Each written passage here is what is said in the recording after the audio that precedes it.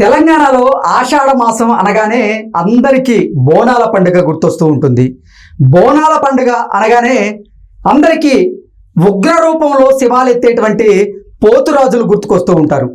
అసలు ఇంతకీ ఎవరి పోతురాజులు, వీళ్ళ ప్రాముఖ్యత ఏంటి, గ్రామ దేవతలకి పోతురాజులకి ఉన్న సంబంధం ఏంటి, అసలు పోతురాజులు నిజంగా గ్రామ దేవతలను అలాగే పల్లెలను కాపాడుతూ ఉంటారా, అసలు పోతురాజుల పనేంటి అనేది మనం తెలుసుకునేటువంటి ప్రయత్నం చేద్దాం. ప్రస్తుతం మనతో పాటు ఉన్నారు గోల్కొండ తల్వార్ శివ పోతురాజు గారు. ఆయనతో మాట్లాడదాం. శివ గారు నమస్తే అండి. నమస్తే అన్న. పోతురాజు అంటే అసలు అంటే మామూలుగా ఆషాఢ మాసం వస్తేనే తెలంగాణలో బోనాల సందడి మొదలవుతుంది. బోనాల పండుగ అనగానే అందరికీ గుర్తొచ్చేది ఉగ్ర రూపంలో ఉండేటువంటి శివాలెత్తేటువంటి పోతురాజు గుర్తొస్తూ ఉంటారు.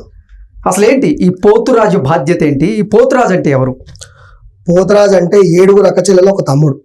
ఆ తమ్ముడు ఎట్లా అంటే 7 అక్కచెల్లెలకి ఎంత రక్షణ ఉంటాడో ఆ ఊర్లో ఉన్న పబ్లిక్ని కానీ, ఊర్లో పొరిమేళల గుళ్ళని కానీ ఏమైనా కానీ చెడుని వారిని రానియకుండా, ఈ దయ్యాల భూతాలను పారగొట్టి వాళ్ళకి ఎలాంటి అడ్డంకులు కలిగకుండా ఈ పోతురాజు అనేది ఊర్లలో బొడ్రాయి ఉంటుంది కదా, ఆ ఊర్లోకి ఎంటర్ కాగానే బొడ్రాయి కనిపిస్తుంది. ఆ బొడ్రాయి అనేది పోతురాజు, పోతలింగడు.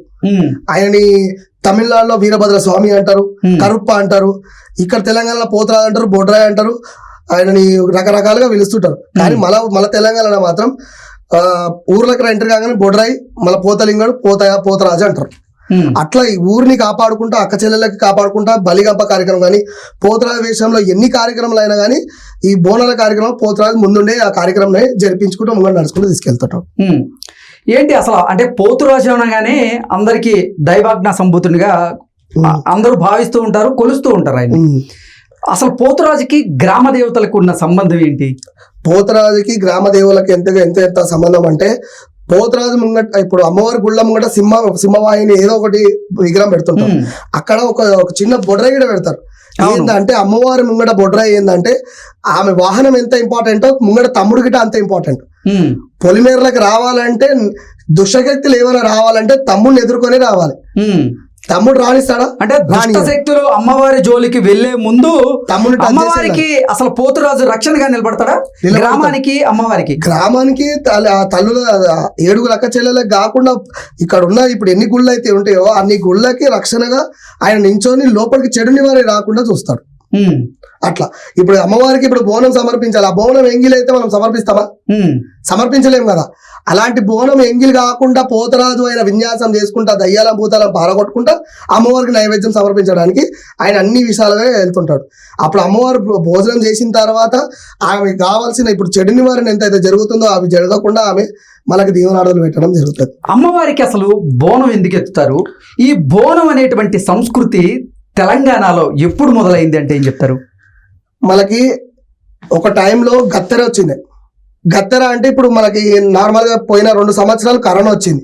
కరోనా వచ్చి ఎన్ని లక్షల మంది చనిపోయారు చెప్పలేనని, ప్రపంచవ్యాప్తంగా కొన్ని కోట్ల మంది చనిపోయారు. అయితే ఇదే కరోనా లాగా ఒక టైంలో గత్తెర వచ్చింది. మనకి గత్తెర వచ్చినప్పుడు జంతువులే గాని, మేకలే గాని, పబ్లిక్ గాని, ఆడపిల్లలు, ముసలోళ్ళు అందరు చనిపోయారు. రాజు దగ్గర ఉన్న కోటలు ఉన్న పబ్లిక్ చనిపోతారు.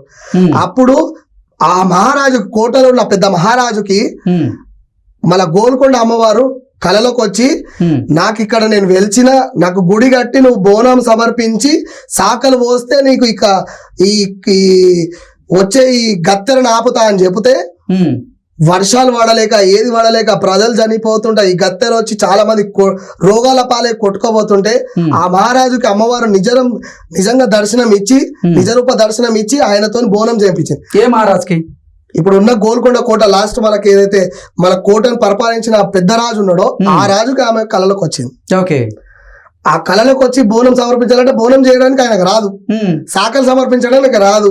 తిండి వర్గం వాళ్ళకి, తిండి వర్గం వాళ్ళకంటే ఎవరికి చాకలి, మంగలి, మాదిగ, కుమ్మరి, గౌండ్లకి, వీళ్ళ వర్గం వాళ్ళకి అప్పుడు ఆ టైంలో ఉన్న నిజాం సర్కారు మనకి బోనంకి సమర్పించే డబ్బులు ఇచ్చి మనతోని బోనం చేయించి అమ్మవారికి బోనం ఎక్కించడం లాంటిది, తొట్టెలు సమర్పించడం లాంటిది, అమ్మవారికి పట్టు వస్త్రాలు సమర్పించడం లాంటిది, అప్పట్లో మనకి అక్కడ బోనం సమర్పించి శాఖలు పోయడం లాంటిది చేయడం వల్ల మనకి బోనాలు ఈ కత్తెర ఆగిపోయి సుఖ సంతాలతో చల్లగా ఉన్నాం ఇప్పటిదాకా. అందుకే మనకి గోల్కొండ కోటలో ఫస్ట్ బోనాలు అంటే మొదలైతే తెలంగాణ రాష్ట్ర వ్యాప్తంగా బోనాల పండుగ మొదలయ్యేది గోల్కొండ తొలి బోనం గోల్కొండ గోల్కొండ కోట దగ్గర ఇప్పుడు ఆ ఇస్తారు. కోట ఎవరిది? ఏ కోట ఎవరిది? మన తెలుగులో అయితే కాదు కదా, అది ఓన్లీ ముస్లిం సోదరులది, హిందువులది కాదు, ముస్లింది. ముస్లిం. ఆ కోట పైన ఆ తల్లి ఆడ కొమ్మ పైన ఎందుకు నించుంది? ఆ రాజు ఎందుకు బోనాలు చేసిండు? మంచిగా అయిందనే కదా. ఎందుకు అసలు ఆ చరిత్ర ఏంటి? ఆ చరిత్ర ఏంటంటే ఇప్పుడు నువ్వు రాజువి, నీ ఇంతగానో పర్షన్ అవుతున్నావు, ఆ పర్షానికి ఎవరైనా నీకు వైద్యుడు కావాలి కదా, ఎవ్వరు చెప్పేటోళ్ళు లేరు. నా ప్రజలు మొత్తం నాశనం అయిపోతారు, జంతువులు పోతున్నాయి, మనుషులు పోతున్నారు, నా సైనికులు పోతారు. అప్పుడు అమ్మవారు దర్శనం ఇచ్చింది. ఆ గుడిని అక్కడ నుంచి జరిపేస్తా అనుకొని ఎన్నో ప్రయత్నాలు చేసిండు. కానీ అమ్మవారు నిజరొస్తురు దర్శనం ఇస్తే ఆ తల్లిని ఆయన కోరిక కోరుకుంటే, నాకు బోనం సమర్పించి నువ్వు శాఖలు పోయి నేను ఈ గత్తర్ని ఆపుతా. శాఖలు అంటే ఏంటి? శాఖలు అంటే బెల్లం శాఖ, నీల శాఖ, కళ్ళు శాఖ, మద్యం శాఖ, ఇలా శాఖలు పోయడం వల్ల ఆమె శాంతి రూపం అవుతుంది. ఏ శాఖలు ఇష్టం అమ్మవారికి బాగా? అమ్మవారికి బెల్లం శాఖ, నీల శాఖ, కళ్ళు శాఖ, మందు శాఖ, పెరుగు శాఖ, పలుచు పులుసు శాఖ, ఇలాంటి శాఖలు వేయడం వల్ల అమ్మవారికి చాలా ఇష్టం అన్నమాట. అలానే ఇప్పుడు గ్రామ దేవతలకి ఇప్పుడు మన కరోనా వచ్చినప్పుడు పసుపు నీళ్ళు పోసుకుపోయి ఊర్ల పొండి, గల్లీల పొండి శాఖలు పోయడము, బొడ్రాయి దగ్గర శాఖలు పోయడం, ఊరు పొలేరమ్మకి శాఖలు పోయడం. అవి ఇప్పుడు చిన్నపిల్లలకి అమ్మవారు పోనింది, అమ్మవారి అదేంటి చిన్న చిన్న పింపుల్స్ వచ్చేసినాయి, అమ్మవారు వచ్చింది, అది వచ్చింది అంటాం కదా, అమ్మవారికి పోయి 5 వారాలు శాఖలు పోయడం, అలాంటివి పోస్తే ఆ పిల్లలకి అది వెళ్ళిపోవడం, అలా ఎలా లాజిక్ అవుతుంది అది?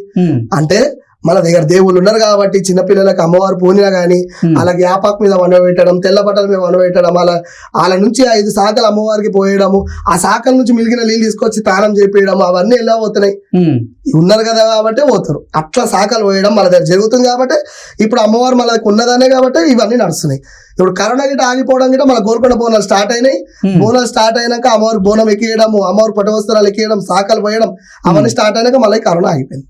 ఓకే, అంటే ఆషాఢ మాసం ప్రారంభంలో తొలి బోనం అయితే గోల్కొండ ఇస్తారు. తర్వాత ఇక రాష్ట్ర వ్యాప్తంగా గోల్కొండలో తొలి బోనం స్టార్ట్ అవుతుంది, అక్కడి నుంచి ఎండ్ అవుతుంది.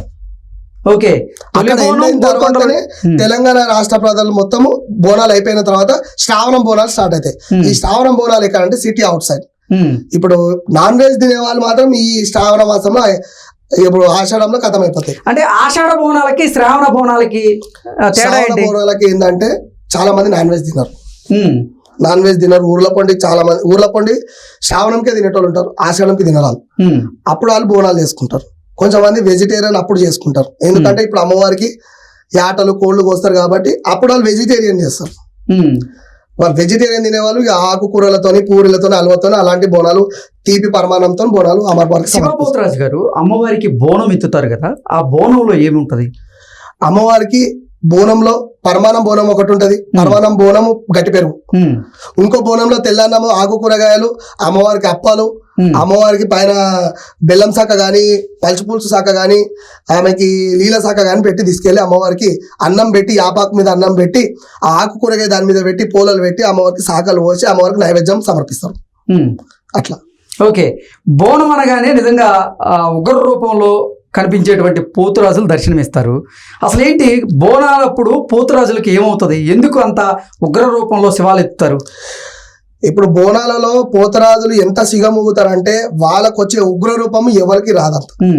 ఇప్పుడు వచ్చే దేవుళ్ళు అక్క వాళ్ళకి ఇప్పుడు పెద్ద పెద్ద శివసత్తులకి, గణాదులకి దేవుళ్ళు వస్తారు.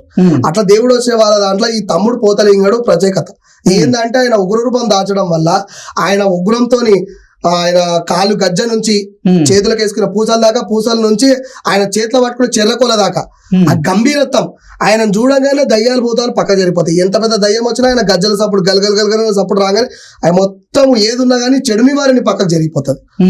ఆయన ఉండే ఉగ్రం కానీ, ఆయన మాట్లాడే ఆ ఏ దండకాలైనా కానీ, ఆయన ఆడే విన్యాసమైనా కానీ అమ్మవారికి ఆయన యాటగా బట్టి చిమ్మించడం, ఆమె రక్తంకి ఆమె అమ్మవారికి చీర పైన కానీ కాళ్ళ దగ్గర చిమ్మించడము, పోతురాజు నోట్లో ఆ రక్తం చూడడం ఆమెకి చాలా ఇష్టం అన్నమాట. మీరు పోతురాజు వేషం వెయ్యగానే మీకు పోతలింగడు పూనుతాడా? వెయ్యంగానే పూనడు. ఒక ఘటం అనేది ఒక కార్యక్రమం అనేది ఆయనకి ఏ గావిస్తారు వాళ్ళ గురువు అనేది వాళ్ళ ఎంబడి ఉన్న తోటి వాళ్ళైనా కానీ ఆ పోతరాజు దండకం అనేది వేసి ఆయనకి ఈ టైంలో దేవుడు వస్తాడు ఆయనకి ఏ గావు ఇవ్వాలనేది ముందు నిర్ణయించుకొని అప్పుడు పూనకం అనేది ఒంట్లో వచ్చేటట్టు బ్యాండ్ మేళాలతో చేస్తారు. పోతులింగడు పూనినప్పుడు ఏం చేస్తారు అసలు? పోతులింగడు పూనినప్పుడు నిమ్మకాయ గావు ఇస్తారు, వాళ్ళ దగ్గర ఉన్నంత నిమ్మకాయ గావు ఇస్తారు, గుమ్మడికాయ గావు ఇస్తారు, ఆనమకాయ గావు ఇస్తారు, యాట గావు ఇస్తారు, కోడి గావు ఇస్తారు. ఇప్పుడు దీనిలలో ఏ పోతరాజుకి ఏ గావు ఇవ్వాలి, ఆయనకి ఏ ఉగ్రం దాస్తుండు, ఉగ్రం వచ్చినప్పుడు అక్కడ వాళ్ళ ఉన్న పరిస్థితులలో ఏ గావు అయితే ఇవ్వగలుగుతారో వాళ్ళు ఆ గావు ఇచ్చి పోతరాన్ని చల్లగా చేయడం జరుగుతుంది. అంటే మీకు పోతులింగడ పూనినప్పుడు మీ మనసు మీ ఆధీనంలో ఉండదు? ఇంకా పోతరాజు పేలకు పూనినాక అస్సలు ఆయన ఒంటి శరీరంలో అసలు స్వస్థత అనేది ఉన్నాడు, మనిషి ఉన్నాడు అన్నట్టు అలాంటిది ఏం కనబడదు. గావు ఒక్కటే కనబడుతుంది, గావు కనబడుతుంది, అమ్మవారు కనబడుతుంది, దుష్ట శక్తులు దయ్యాలు భూతాలు కనబడతాయి. ఆ టైంలో అవి ఇట్లా పారగొట్టాలా, చెయ్యాలా, మేము అనుకున్న గావుని పట్టాలా, తల్లిని శాంతి చేయాలా, ప్రజలకు మంచి చేయాలా, అదే ఒకటి మైండ్ తప్ప ఇంకొక ఆలోచన ఉండదు. శివగారు, మీరు గావును బట్టి నోటుతో పట్టి పీకుతున్నారు అంటే అమ్మవారు అసలు గ్రామ దేవతలు గారి అమ్మవారు గాని నిజంగా బలి కోరుకుంటుంది అంటారా? బలి కోరుకుంటది. ఏంటి అమ్మవారే మీకు చెప్పారా? ఒంటిలోకి వచ్చినాక బలి ఆమె చెప్పడం వల్లనే. ఇప్పుడు నువ్వు గావు పట్టు అని చెప్పి తల్లి చెప్తేనే కదా ఒక టైంలో గావు పట్టింది పోతరాజు. అమ్మవారు ఏం చెప్తారు మీకు ఆ సమయం? అమ్మవారు మాకు ఏం చెప్పాలి. అమ్మవారు నిర్ణయించే ఆలోచన ఏంటంటే నా తమ్ముడు పోతలింగడు ఆయన నాకు గావు పట్టి ఆయన నోట్లో రక్తం కానీ ఆయన చిమ్మించే రక్తం కానీ నేను చూడడం వల్ల ఆయన శాంతి అవుతాడు, నేను శాంతి అవుతా.